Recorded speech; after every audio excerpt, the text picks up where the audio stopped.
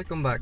In this video I would like to present the progress that my team and I have made since the last time, introducing the design ideas and mechanics that we would like to implement, as well as example moment-to-moment action and explanation what the player can expect in the game. After a few meetings, we've agreed the final shape of our game with 3D animation students, including the most essential assets that we would like to use in the project, and we discussed the mechanics that will make the game fun to play. We have decided to stick to the idea of a chief that tries to cook rodents, but one of them has escaped and is trying to help others. The main goal is to find a way to free them from the cages and at the same time distract the chief from finishing his rat soup recipe. The game will be made in a semi-dark mood, and with the support of proper music is going to build the tension. We quite haven't got the whole story behind it yet, but we are still discussing what could be the reasons of the situation that we want to present. That would determine the player to free the rats for all cost.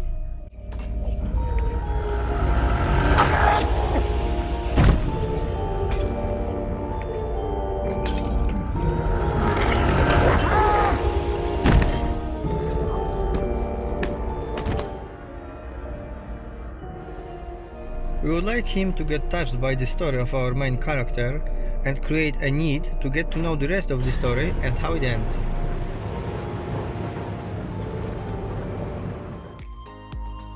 As I will be a programmer, I will have to make the gameplay and put all the things together. A big part of my job will be implementing the mechanics that we agreed as a team. The most important design pillars would include stealth, catapult, stun using different objects, or dragging the attention with a noise. Let's start from the core mechanic, which is stealth. Our rat has to avoid being noticed unless he wants to be eaten. Lights and shadows are one of the factors that will determine the stealth. If the player is in a lit area, the chief is more likely to notice him from a distance. If the player is in the shadows, the chief has to come closer to spot our rat and hence give him more chances to surprise him. To make it more fun, at some point we've designed swinging lights. So the player has to be aware of where the light drops and at the same time know the position of the chief. So in some cases he can quickly move the player character through the lit area, and in some cases he has to be extra careful because it could mean a disaster. Some of them can also be destroyed to create more shadows in different ways. Another feature that makes our rat less noticeable is using hideouts or skins that help him to look differently. There will be some places in the kitchen that the rat can hide and objects that he can wear and move at the same time, like tomato or a box. When the rat is in the box and the chief doesn't look in his direction, he definitely won't be seen and can move freely. But if he is hidden in the box and try to move when the chief looks at him, he will be cautious what's hidden inside the box, but not as much as when he would spot the rat running around. So the main assumption with this mechanic is to be invisible in lit areas and the places where the chief is looking at very often. When he looks away, the rat can move, but when he looks towards him again, he has to remain stationary and out of his path, otherwise the player character may be noticed and the chief will try to catch and eat him.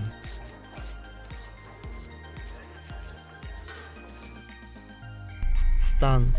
Another useful mechanic that we want to use. If the chief is stunned or confused, the player has some time to move around, even very close to the chief, without being in danger.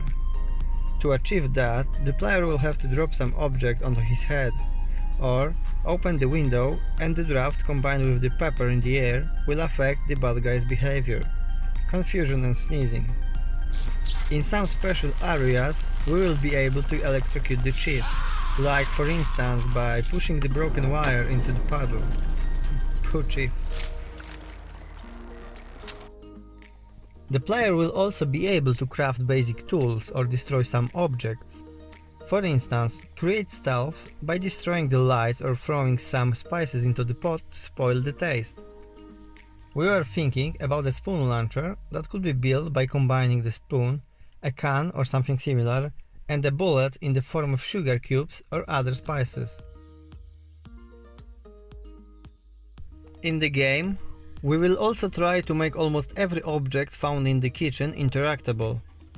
We will allow the player to push, drag or drop the objects, as well as give special synergies between them to create more possibilities to distract the chief or achieve a similar effect. Open the window, block it with a piece of wood and throw a bag of pepper in the air.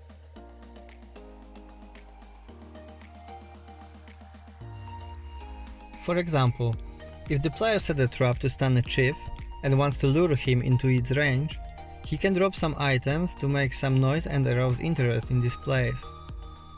Once the chief is in the desired area and our rat is not being spotted, we can trigger the trap and knock the chief out for a while, and use this time to prepare as many distractions or free as many rats as possible within the duration of the stun.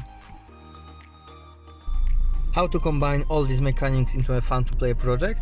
We've discussed initial moment-to-moment action to teach the player basic mechanics like how to move, jump, push objects, or use the lights and shadows to be almost invisible to the humans. The game starts outside the house and leads the player through the pipes and the underground to the basement of the spooky chief's house. On the way, he will have to face some obstacles like crates, barrels, or the gaps to jump over to show the basic mechanics. Once the player gets to the storage room, he will have to find a way to open the doors. Firstly, he has to try to press the door handle. He will fail to open them, but on the way, he will see the chief through the window above the door and accidentally drop the bottle that breaks. This will be a point where the player knows that the rat cannot open the doors, but he can make the chief to do it for him by making a noise. From this point, the hit bar will appear and the player will have a certain amount of time to drop as many objects as possible to create enough noise to drag chief's attention to come over and check what's happening. If we are successful, the chief comes into the storage room and the bucket above the chief's head is ready to be dropped to stun him and take advantage of this time to escape from the room to the kitchen. This is the second part of the gameplay.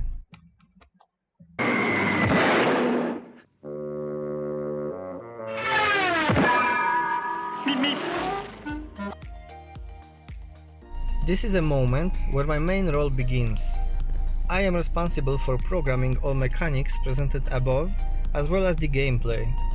So my tasks for next weeks are to implement the stealth mechanic, using the lights and shadows or other hideouts, make some stuns, including dropping objects onto the chief's head, electrocute him, or make him confused by spraying the pepper in the air and making the environment interactable.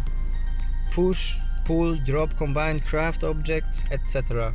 And also create an introduction gameplay. Thanks for watching, and I hope you can't wait until the next part, where I will be discussing the 3D animation students' contribution, our meetings and further design decisions. See you next week!